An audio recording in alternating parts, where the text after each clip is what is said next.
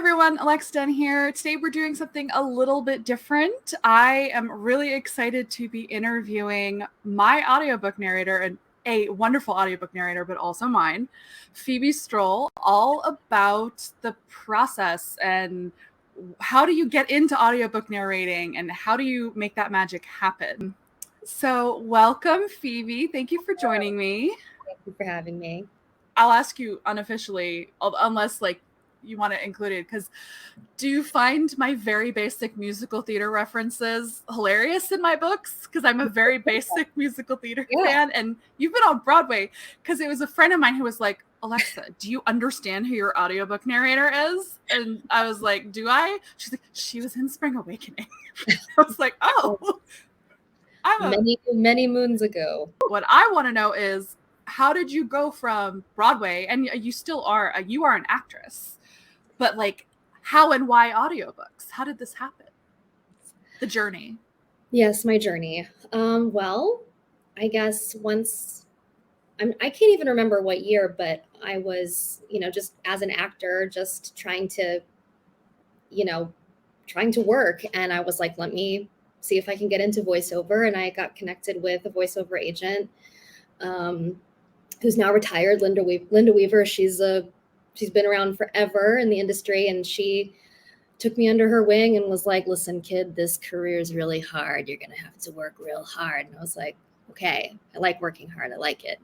And, just started out doing the usual, it's a lot of fun, those radio ads and, Dunkin' Donuts, whatever. There was a lot of stuff like that, Colgate.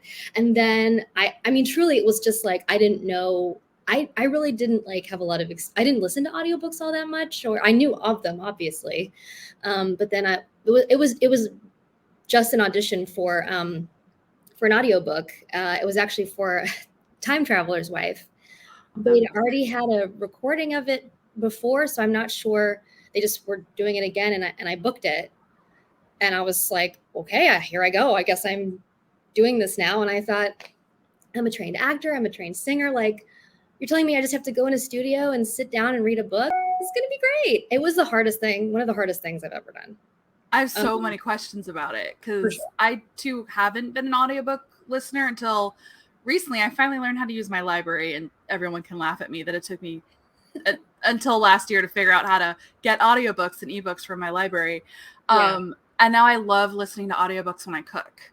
Oh, same. So I always have one, yeah, now that I run out of one, gotta find another. Now that I'm in the world, I like to go hiking. I'll play one. Yeah. When I start commuting back to work, I know that I'm going to have audiobooks to listen to. Because I used to do podcasts, and now I'm stories in my ear. Mm-hmm. So tell me more about that experience, what it's really like recording an audiobook, because it is not just reading the book, it's a performance. Yeah. It's a completely different technique than anything else. It really, like I said, it really shocked me the first time I did one, how physical it was, strangely, even though you're sitting very still, how physically demanding, how mentally demanding. And, it's funny, I realized just recently, because it's such an isolated job, I don't really, I'm not close or friends with many other narrators. So it occurred to me, I don't know what anyone else's process was like. I just sort of had to trial and error my own process, I guess, because I don't have a home studio. I go to a studio. I live in New York City, and they'll hire a studio out for me to go to. Walk us through, you book a job, where do you start with the material? And then next steps, there's obviously going to a studio step. I'm curious how long it takes to record. Mm-hmm. I assume you're working with a producer or a director. So kind of, maybe it's the typical life cycle of booking a job. Yeah. So I'm very fortunate in that I work a lot with Penguin Random House. They're wonderful. They send me jobs. Sometimes I audition for something, but a lot of the time they'll just book me for something, and I'm just so grateful to them for that, which is how I got involved with your books, actually, the Ivies first. And They sent you to me as an option, and I loved what you did with Kara Thomas, who's one of my favorite Oh authors. yeah, Like incredible. Yeah. I listened to the samples, and for the Ivy specifically, I was listening for Olivia, and I was like, there, that one, her. Well, that's great. Yeah, that's funny. It's like I don't know, I don't ever really ask like what you listened to. I just kind of trust like, okay, they know what they're doing, and so I'll, so they'll send me the PDF of the book, and I read it. That might sound obvious, but I think some people like to go in cold, and I just don't find that. You don't want to be surprised by, let's say, an accent or someone's evil. Exactly. Doesn't really apply to my books necessarily. I have layers. Yeah, I read it, obviously. Even though, because I work with Penguin, I'm fortunately most of the time working with the director, which again, a lot of people working in this industry don't always have that. It's kind of like a luxury almost, someone who's like listening very closely and helping you guide and shape the scenes and stuff. So I find it much more relaxing and freeing that way, because I can just sort of like try to construct the performance as I go. I sort of like I mumble a little test run of all the voices, and I like to definitely, when I first sit down with it, read out loud the first few pages to get a feel for like what the tone is and how it's going to sit in my, like, I guess my personality, or what definitely try to get a feel for the personality of the protagonist, which the way you write is very clear and right there and accessible and available. So I very much appreciate that. Oh. And just to get, I read the book. And then if I have questions, I ask them. But a lot of the time I find the writing's good. It's like, let's just go. Let's do this. Well, I just have so many questions, because I imagine like it brings up like you're doing something different for every audiobook. So how do you, I guess this is the process thing again. Like, is it, okay, this character is XYZ, so I'm gonna, pitch my voice this way, like, and then even just the different characters, like, how do you approach that and make your decisions? And then I'm genuinely fascinated by audiobooks. Like, the way I do it is I typically will read the protagonist, because that's the bulk of the what I'm reading. And most of the young adult books I read are in first person. So I find that if I just read sort of almost from my natural speaking voice, that leaves me freer for performing the emotion of it. And then for other characters, it's like, it's obviously, this may sound obvious, but it's hard creating other characters when it's your voice. And especially for male characters, that's very tricky. And I read an interview with Julia Whalen, who's, obviously we all know who Julia Whalen is, world-renowned audiobook narrator. It really helped me, because I was always trying to just pitch the guys all the way down all the time, and I was really wearing my voice out. And she said something in an interview about how it's more like about just a quality, an emotion, and not the pitch of the voice, which really helps. Reading boys is more difficult than reading girls, I find. But because I do a lot of nonfiction audiobooks, but I did just recently listen to a fiction one, and it had a lot of male characters. It threw me off every time. Like, the performance is great, but I was still like, that is so uncanny.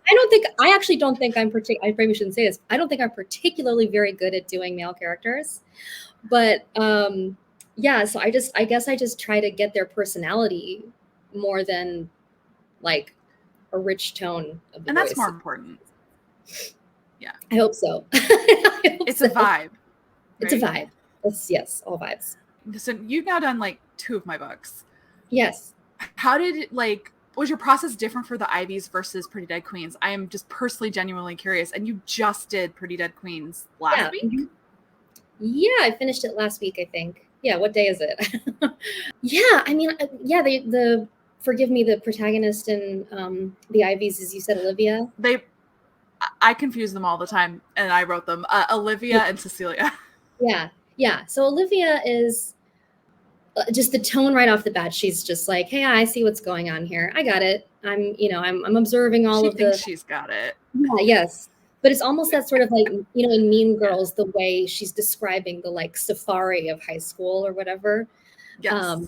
if I'm remembering that correctly. And then with Pretty Dead Queens, she's coming off of a really traumatic event in her life. So she's starting from a more like heightened emotion, but she still is like Olivia starts off a little more like you said, I'm laid back. I've seen it all. And Cecilia's more like, she doesn't know where she's just trying to get the lay of the land. So there's a more like immediate quality to that, of like coming into that, you know, her grandmother's house and all of that stuff right off of a traumatic event. It's like very more unstable quality.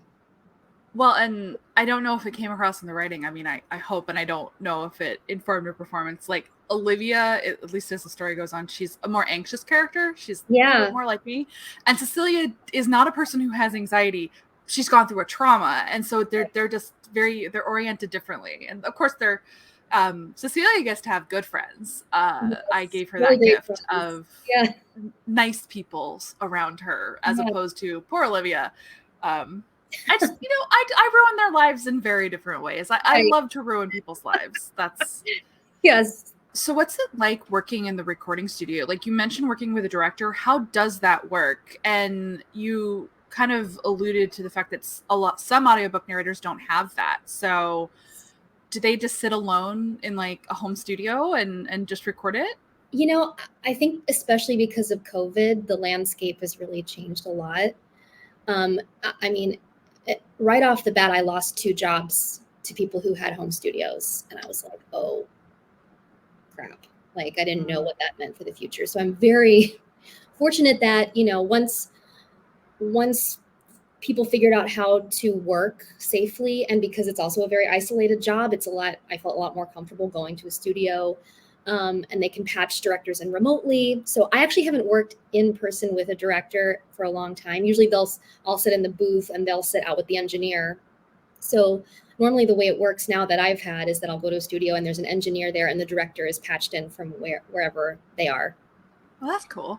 Yeah, it is cool. And I think that I really, as much as I wish I had a home studio so I could just roll up in my underwear at 7 p.m. and start work.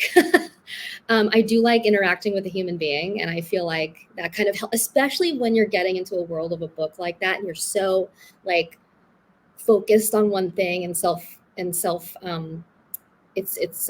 immersive that it helps to have a human being break that up for you and be like, actually, can you try it this way? Or, hey, you missed a word back there or something like that. I find that a lot more, the collaborative, anytime it can be collaborative, I find the result to be better for me personally. So yeah, I mean, we're fortunate in New York City. We have tons of recording studios here, and I work a lot at John Marshall Media, at CDM, and they're all wonderful. And, you know, we order lunch and it's always a fun day. It's always a fun day. Yeah. We love, you know, ordering in lunch. It's the best. I do miss that from day jobbing in person. Yeah. In lunch.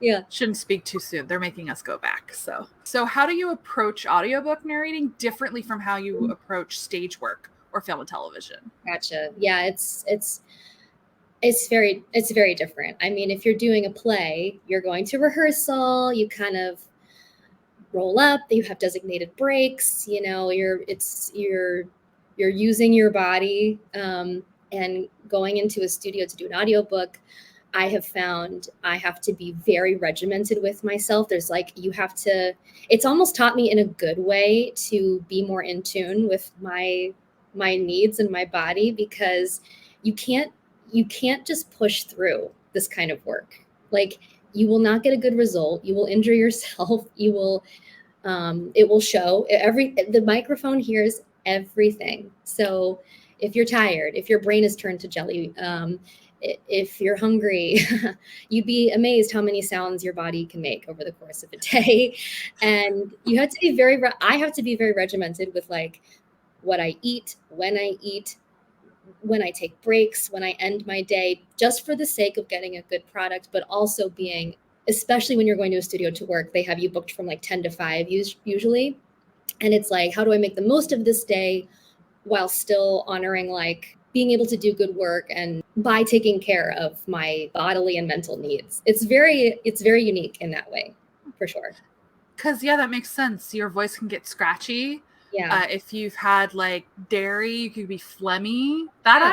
It's just like singing. Yeah, that makes total sense. Like at the same time, it's like it's a completely different technique, and it's a completely different way of using my voice that I really think that I've only in the last, couple years really figured out, or maybe I just have good muscle memory from it now, that I can get through a whole day and be fine vocally. It's my brain that is mush, which is a surprising feeling, but I really do. Like when I am doing an audiobook over the course of a week, I turn down social events. Like I'm like, I can't go out. Like I cannot, it's not, I will be useless to you, but also it's just not. The stress on your body.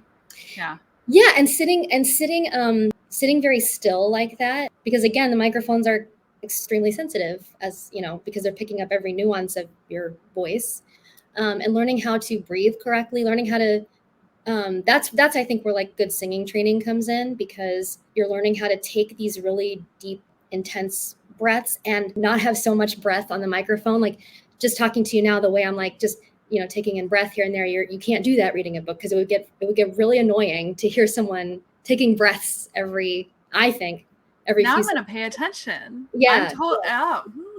Getting like learning how to get through long sentences. Like I like challenges like this. It feels like a puzzle sometimes. It's like, how do I take in the breath to get through that long sentence? And I also think that I am really good at sight reading music. And I think I've realized that's a really good skill to have for narrating audiobooks, because if you can sight read music, it means you can play, like for instance, the piano. You're playing as you're reading ahead, you're performing, and it happens so quickly. And I think that in a way, it's almost like playing a musical instrument, because you're performing while you're looking ahead to what's coming up next. Like my brain, somehow your brain is like taking in a million different things at once. And it's like, how do you stay present and still get to what's coming next? Physically, what do they give you when you record? Is it like a script? Is it the PDF again? Now it's an iPad. Now it's like you bring in a tablet. Used to be back in the day, you'd show up and they would just have the whole book printed out on. Because I'm like a binder, like when you see people in making ofs and they have like scripts, that's for movies, voiceover. But okay. It's all on a tablet. Yeah, usually. That's how I work. I don't know if some people still like to use paper. Again, I don't know how other people work. It's hard to say what's right for me is what anyone else does. Because even when if a book is multiple narrators, you're still recorded in isolation. Yes, absolutely. Actually, no, that's not always true. I did, what's that book by Amber Tamblyn that came out like in 2019? I think it's Any Man. I can't remember exactly, but I got hired there's a chapter or a scene in the book almost kind of scripted. And I thought, they're going to bring us in separately. And what they did is it was me and I can't remember the other 3 women that were there. And we recorded it together in the same room, which was really great, because it meant that like we were listening and responding to each other like a real, acting a script. But yeah, I have done dual narrated books before, that are not like that. Where you don't, I've like, I can't remember. I did a couple with, Dan Bittner. And then years later, it's like, it's nice to meet you. We've like played lovers, in these books before, but you never met. It's really funny. It's really interesting job like that. And yet for the reader, it's a fully immersive experience and you've never met. That's amazing. It's like, do you really want to hear all this stuff? Like, do you really want to know how this ruins the magic? Yeah. Well, actually, you mentioned accents. How do you approach accent work? Because every audiobook narrator makes different choices, and I'm fascinated because I just listened to one that had a lot. I pray there isn't one, number one. And then number two, if it is, I hope it's at least just British. Okay. But also I'm from Texas, so I can do a bit of Southern and Texan, so that's usually not a problem for me. I can do a little Irish, like other stuff. I don't know. It's really tricky. A lot of, I don't run into that a lot in young adult. If I do, it's usually something like British or Irish or something like that. And for you just full on do it? Let's go. You just got to go for it. And if the director hates it, they'll tell you, It's like auditioning for a musical, right? Just tell them you can dance. Just go for it. Just see, maybe you can. I don't know. Yeah. Yeah, and I'm thinking about it. I don't do accents, so that's one nice thing for you. If I was more At least I don't think I proactive do. in my career, I should probably take some classes on that. Are there any particular things that you love to perform in audiobooks? So like you're reading and you go, yes, I get to do this. I think my favorite thing in audiobooks is, I guess, when it's just like a really great, strongly emotionally written passage from a character's point of view. One of my favorite things about acting is just the psychology of it. I watch a lot of reality TV. I'm kind of a voyeur. I think. Survivor? Yeah, of course. The character work on Survivor. Of course. And I just love when an author has given me the gift of like a really beautifully written, emotional, inner life passage. It's so fun to read that, to get into the flow of that and really like get to know who this person is like that. So I think in terms of, I also like really intense action scenes can be fun because you just kind of go for it. You just kind of like get really focused and like go really fast and like you go really that's kind of fun. That actually brings up another question I had, because like tempo. I feel like tempo is really important to audiobook narration. So like clearly action, you can go fast, full force. Like, so do you think a lot about how you modulate your tempo when you're reading? Yeah. Maybe not well, yeah. I often I have a tendency sometimes to read a little too fast, I think. I think it's important, especially like at the beginning of a book, as a scene is winding down, as this whole book is winding down, to really like pull back and sort of give all the words the fullness they deserve. But then at some points, as a scene is moving along, and especially when it's young people talking, they talk at a clip. So it's like, because I do mostly young adult, so it's like they talk fast, they think fast, they move fast. So that's fun to do too. But yeah, when it comes to like certain times in the structure of the book, I think more about it. I can't wait till they send me a copy of Pretty Dead Queens. I'm really curious, how that unfolded. Yeah, because it's so different from the Ivies. Yeah, so it's like selfishly, I'm just fascinated. It was, and I have to say, I didn't see it coming. I'll just say that. I hope in a good way. Yeah, I had a hint about one thing, but I definitely. So that is how I designed it. Everyone who's like, "Oh, it's definitely X." I'm like, "Yeah, it's definitely X," and then they get to Y, and I'm like, "Boom." I always love when I do like the young adult murder mysteries and stuff like that, because the director and I have already read it, of course, and the engineer is just whoever's working that day, who's definitely never read it, and we're always like, "Who do you think did it? Huh? What do you think's happening? I don't know. I guess you'll see." Oh, that's fun. Oh, that's really fun. So you said that you read a lot for YA. Yes. Generally, what is your favorite genre to read for? And does what you do for audiobooks differ from your personal reading habits? I think YA is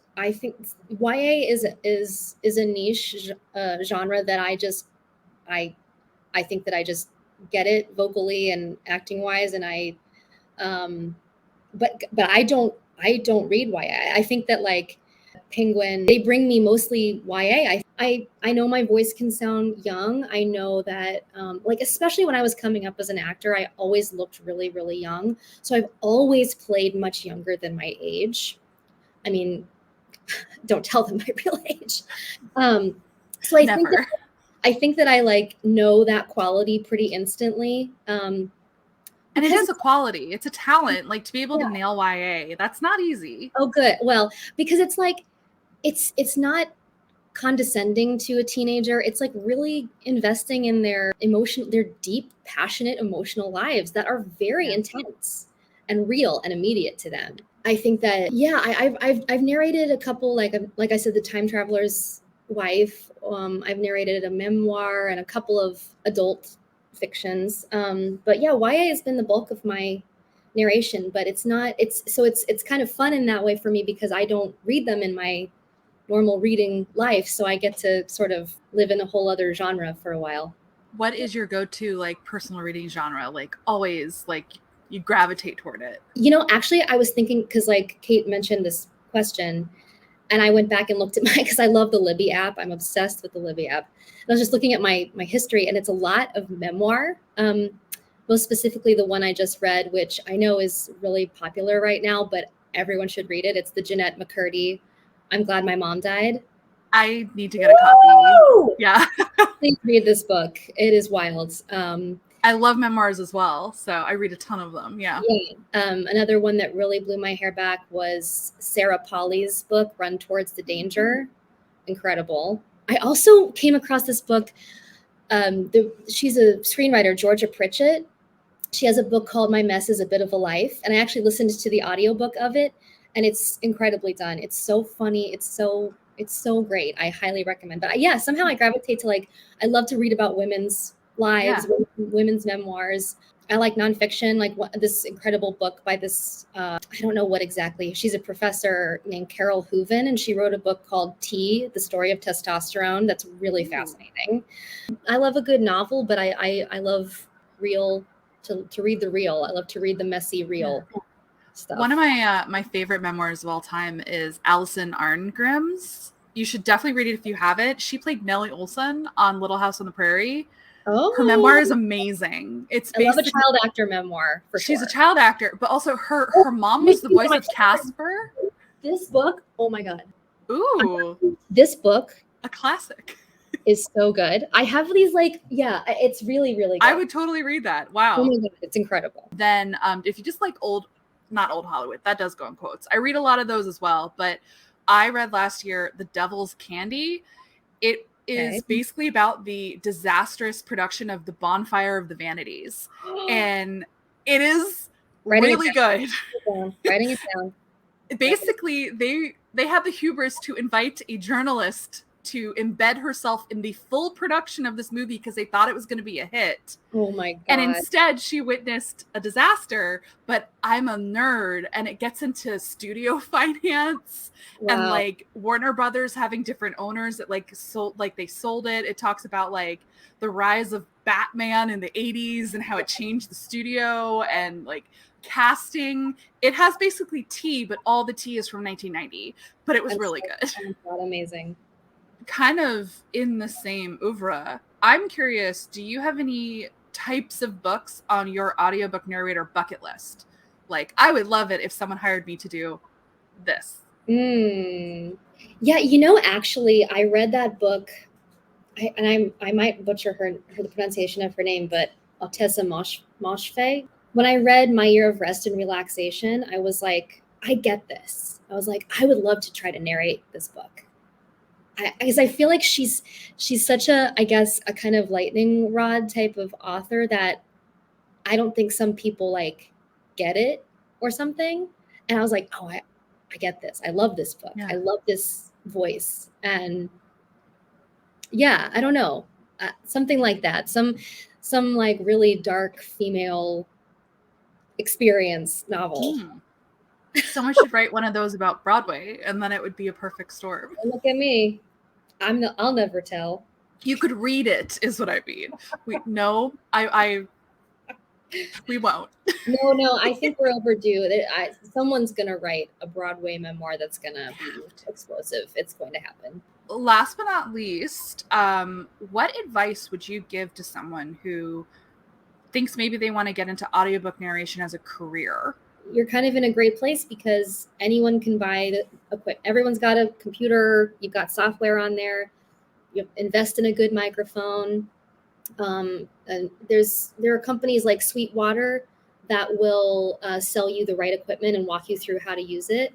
Get good equipment. I would say think about like you were asking me what kind of books you like that really spark you, that really like inspire you, that you almost want to like just start reading out loud because you love them so much, and take some really great passages that you love and record yourself reading them. Do it over and over and over again and practice. And I would say find some classes, but I don't know any. I know there are lots of classes out there. Some of them are probably, not to say ripoffs, but I think that like there's only so much you can learn from. If you don't have like good, you need to know breathing techniques. You need to know how to use the microphone, stuff like that. But God, and I don't even know how to get an agent. I got to be honest with you. I don't know. I don't know. Like, I feel like I've been doing it so long that I guess my advice would just be to start finding what works in your voice, what works for you, because it's a huge industry, obviously. Yeah. And so in terms of agents, do you use your general agent that you had already? Are there agents who specialize in voice talent? yes, so my voiceover agent is just my voiceover agent. But a lot of big agencies have voiceover divisions within them. That makes sense. I just have a voiceover agent and they negotiate stuff for me. Yeah, there's different kinds. Yeah. So obviously all your jobs come through your agent, but is this at all anything like, in the theater acting world? Are there any open calls, like job boards for audiobooks? I wish I knew. And unfortunately, I think that if there are, they're probably non-union. And non-union is well, it depends on how you look at it. Unfortunately or fortunately, I think the bulk of voiceover work right now. And yeah, getting into SAG-AFTRA is tricky, but the more people I believe that we can have in union, the stronger we can be in terms of like getting people paid correctly and fairly. And I know non-union is technically easier. My problem with stuff like that is you're going to be undervalued for the work you're doing. For sure. You're not going to be paid appropriately. And it may seem like, oh, you mean I just read this thing and I get paid $100 or whatever? And it's like, no, that's work. That may seem good to you, but you are being undervalued in a massive, massive industry. So you negotiate for you. Exactly. And you're, for an audiobook listener, you're 90% of what's making that work. I mean, and obviously all the production that goes into it, but it's like you are the book for those listeners. So you should be valued as a performer. That's not to say that this is always the case, but a long time ago, I had an older actress tell me something, because I was like, we were doing some, I can't remember what it was. And I was like, yeah, I feel like I shouldn't ask for more money or whatever. And she was like, there's always more money, which I don't know if that's true. Okay. I don't know if that's true. It's probably not true all the time. I think with actors, a lot of the time we feel like we have to come in like very low and be like, because we just want to work. But yeah, just be aware of like, there's some predatory companies out there for sure. And I think, fortunately or unfortunately, those audiobooks don't turn out very well, to be perfectly honest. So it's knowing your value, and it sounds like it's the smart way to approach it like acting, because it's essentially an offshoot of acting. Yeah. In the acting industry. That makes sense. Yeah. Especially a lot of celebrities do audiobooks that sell extremely well. And it's massive. So it's very hard to get into for sure. But if you do get in, if you do find that it's something that you like to do, that you're good at, then you will find the people will find you for sure. Yeah. So I know you tend not to interact directly with the authors. Like, this is my first opportunity to talk to you, which is really, really cool. Yeah. But at least I know on my end that the producer reaches out to me and asks for like pronunciation. Mm-hmm. Is there anything else that you would love to get from an author before you perform a book? That is a great question. Yeah. On our end, we don't want to be pushy or weird. Really? Okay. Well, definitely like how to pronounce your name. That's obviously majorly important. And then, but like, I feel like most authors will be like, they will give you the list of words that they know or names that they know are going to be questionable. Yeah, I don't know. It's a good question. I guess it depends on the book, right? Like, do you ever feel like there's something you want to say? I never want to be pushy. Well, so did they actually play? I've done audio clips for mine because I do have, so it's not that fancy. I do have a snowball mic that I do use, and I have an audio editing thing. Yeah. So I did my pronunciation guides recorded. Did they share that with you? The way it has usually worked is like sometimes they'll go ahead and play your voice or whoever is saying it, but sometimes I just hear the director saying they're listening to it. They listen to it. Got it. But sometimes sometimes not, but usually in my experience, it's been the director directly relaying to me what they're hearing. Running interference, I guess. I don't know.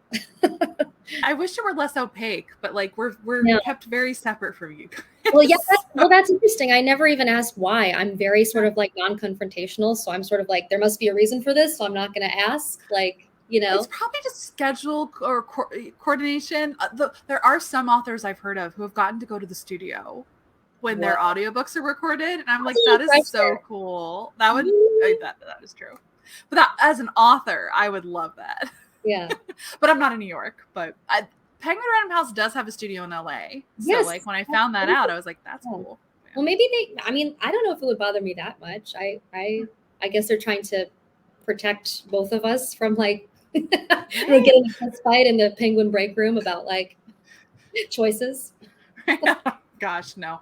I honestly, so I did listen to a good bit of the Ivies, but not too much because I hate reading back my own work. I did look at if you guys listened to them all the way through. Phoebe, thank you so much. This was an amazing discussion. I learned a lot.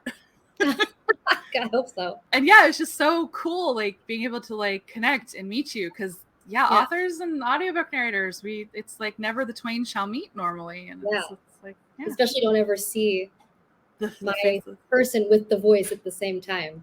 So it must be interesting. So Phoebe just recorded Pretty Dead Queens last week. I haven't heard it yet.